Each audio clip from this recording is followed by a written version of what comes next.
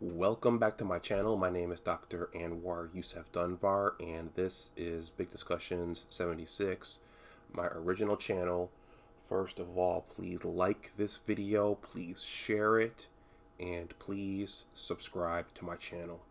Well, I open up most of my videos on this channel now by stating that uh, the topics I cover here now are general topics, current events, education, thoughts of the day, personal stories, and financial literacy / money, and anything else that fits under that vast umbrella. And this week, we suffered a great loss, in my opinion, and in the opinion of many others who were knowledgeable on who Dr. Walter E. Williams was. I had another video that I was getting ready to upload regarding the 2020 election, and these videos are funny because it's kind of like a train. You might have one train going down the track, and then you have another one coming up, and you have to stop the train ahead of it to let the other train pass. And this is another train that I'm letting pass ahead of another train. So I think you kind of get the analogy. But I think this is an important video for the times that we're living in, and it's an important video because I think we need to acknowledge people like Dr. Walter E. Williams. I'm going to say a few words about Dr. Williams, and then I'm going to read a tribute on him written by one of his close friends and one of my heroes, the great Dr. Thomas Sowell. I'm going to be honest in that over the course of my life, I was not an expert on Dr. Walter E. Williams. Just like Dr. Sowell, these are men. They were just like Dr. Sowell. He was an economist. He was a conservative, and in many ways a true patriot. And growing up on Buffalo's east side, which was a bastion and an enclave for the Democratic Party, there was pretty much no mention of Dr. Williams, similar to Dr. Sowell. And the same is true at my HBCU. If you want to see my video on Dr. Sowell, which turned out to be a very, very popular video, I'm going to leave that in the description box below as well. And I'll probably leave my Dr. Claude Anderson video down there as well, because I think just knowledge of these gentlemen and their ideas is very, very important. It's the ideas, whether or not you agree with the ideas. I think knowledge of the ideas is important. And I'm going to say that in this 2020 election, as a black person, I think it's important to note out that once again, the Democratic Party got at least 90% of the black vote. And I think much of that is due to a lack of understanding of the ideas and the issues versus just voting off of race. So I think it's very, very important to understand the issues.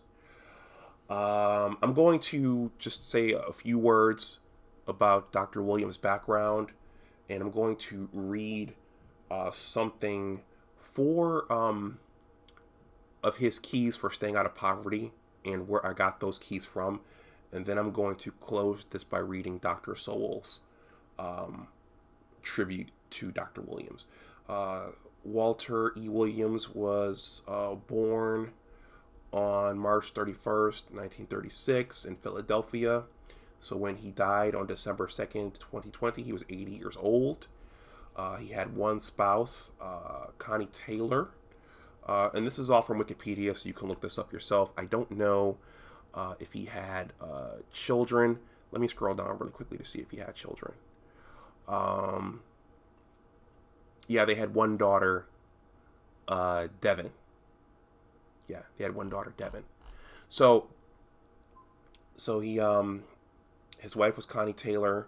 The institutions he taught at were from first to last were the California State University at Los Angeles, and actually before that, Grove City College, Los Angeles City College, Temple University, and George Mason University up until his death. So he was local here in the DMV.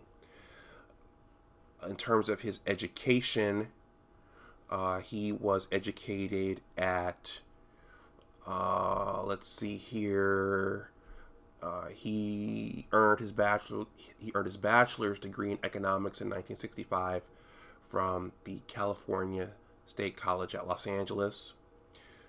He earned both his master's degree in 1967 and his PhD in 1972 in economics from UCLA. And he earned his bachelor's in 1965. So let's see what else. His fields were economics, education, politics, the free markets, race relations, and liberty. And this says that his school or tradition was laissez-faire, which means that he favored the government taking a hands-off approach. So when did I first hear about Dr. Walter E. Williams? I'm going to credit this to another YouTube content creator / writer named Mamiya Obsidian Ali on Obsidian Radio. And Obsidian spends a lot of time talking about the pathologies of the Black community, particularly as it relates to dating and mating.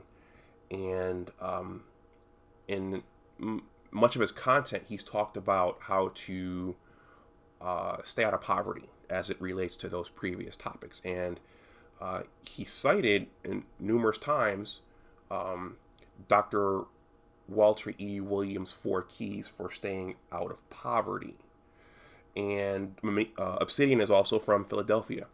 And so Dr. Williams' 4 keys for staying out of poverty are: number 1, graduate from high school; number 2, don't have any children before marriage; number 3, take any kind of job; and number 4, stay out of the criminal justice system.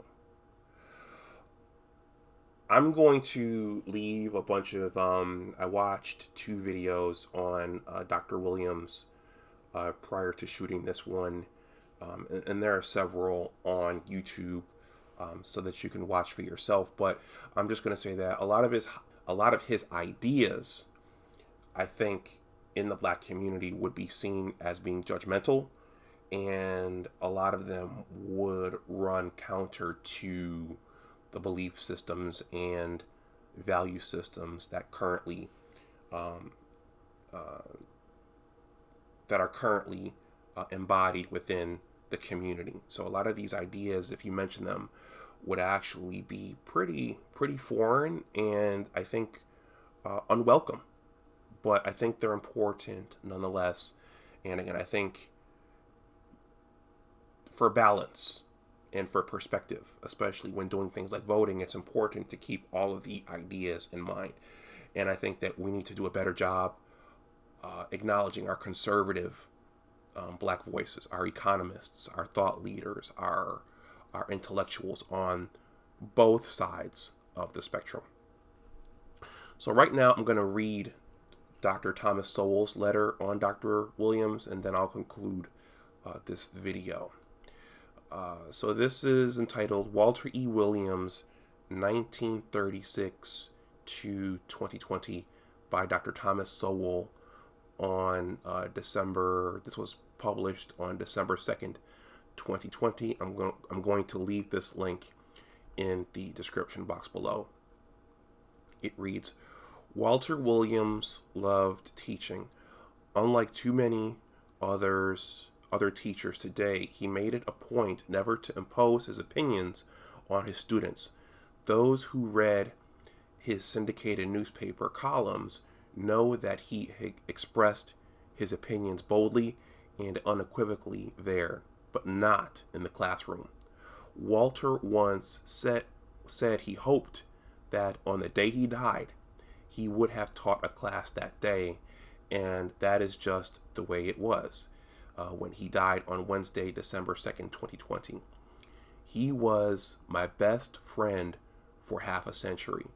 There was no one I trusted more or whose integrity I respected more. Since he was younger than me, I chose him to be my literary executor, to take control of my books after I was gone. But his death is a reminder that no one really has anything to say about such things. As an economist, Walter Williams never got the credit he deserved. His book, Race and Economics, is a must-read introduction to the subject. Amazon has it ranked 5th in sales among civil rights books, 9 years after it was published. Yeah, so how often do you hear about Walter Williams when you think about civil rights? Not often. Another book of his on the effects of economics under the white supremacist apartheid regime in South Africa was titled South Africa's War Against Capitalism. He went to South Africa to study the situation directly. Many of the things he brought out have implications for racial discrimination in other places around the world. I have had many occasions to cite Walter Williams' research in my own books. Most of what others say about higher prices in low-income neighborhoods today has not yet caught up to what Walter said in his doctoral dissertation decades ago. Despite his opposition to the welfare state as something doing more harm than good, Walter was privately very generous with both his money and his time in helping others. As an aside, or I think it's important to note, many fiscally conservative people are actually very, very generous. He figured he had a right to do whatever he wanted to do with his own money, but that politicians had no right to take his money to give it away in order to get votes. In a letter dated March 3rd, 1975, Walter said, "Sometimes it is a very lonely struggle trying to help our people, particularly the ones who do not realize that help is needed." That's powerful. I'm going to read that again. In a letter dated March 3rd, 1975, Walter said, "Sometimes it is a very lonely struggle trying to help our people, particularly the ones who do not realize that help is needed." In the same letter, he mentioned a certain hospital which has all but written policy. In the same letter, he mentioned a certain hospital which has an all but written policy of prohibiting the flunking of black medical students. Not long after this, a professor at a prestigious medical school revealed that black students there were given passing grades without having met the standards applied to other students. He warned that trusting patients would pay, some with their lives, for such irresponsible double standards. That has, in fact, happened. As a person, Walter Williams was unique. I have heard of no one else being described as being like Walter Williams. Holding a black belt in karate, Walter was a tough customer. One night, 3 men jumped him, and 2 of those men ended up in a hospital. The other side of Walter Williams came out in relation to his wife, Connie. She helped put him through graduate school, And after he received his PhD, she never had to work again, not even to fix his breakfast. That's powerful. Walter liked to go to his job at 4:30 a.m. He was the only person who had no problem finding a parking space on the street in downtown Washington. Around 9 o'clock or so, Connie, now awake, would phone Walter and they would greet each other tenderly for the day. We may not see his like again, and that is our loss. Thomas Sowell is a senior fellow at the Hoover Institution in Stanford, California. His website is www.tsowell.com to find out more about Thomas Sowell and read features by other creators, syndicate columnists, and cartoonists. Visit the Creators Syndicate webpage at www.creators.com. So that's the article. Those are my words on Dr. Walter E. Williams. A salute to you, sir. Rest in peace, and thank you for your hard work, and thank you for all that you've done. I'm going to read that quote from the article again because I think it's a powerful quote, and I think that those people who have tried to help the community, the Black community out, have felt this at some point when trying to help. Sometimes it is a very lonely struggle trying to help our people, particularly the ones who do not realize that help is needed. So I'm going to stop that there. Please let me know. Excuse me. Please let me know what you think in the comment section below, or if you have any questions. If you are, I'm going to close this by saying that if you are an independent or a conservative, and you do not like any of the censorship happening on platforms like Facebook or Twitter, I would encourage you to go over to Parler. I set up an account over there, and I'm trying to grow it. I don't put all of my content up over on Facebook because depending upon what it said, it might, get met with vitriol and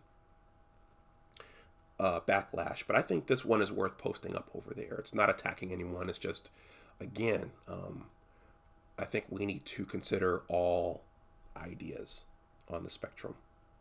So I'm going to stop this here. Please like this video. Please share it.